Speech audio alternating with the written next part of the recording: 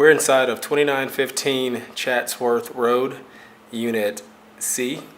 This is a 2-bedroom, 1-bath apartment. It's in a quadruplex building on the 2nd floor.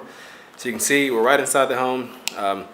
You have carpet in the living room, large window looking out to the front, and tile flooring going from the entry down the hall and also in the kitchen and baths.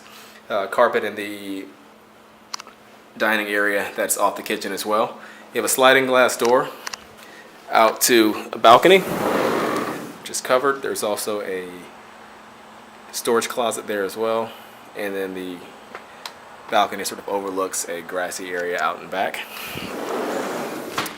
that is shared with the other residents. You have a galley style kitchen, again with the tile flooring. Nice bit of countertop and cabinet space. You have an included dishwasher, electric range, and a refrigerator in the corner. And then this pops right around to the hallway. So off the hall you have 2 bedrooms. This is one of 2.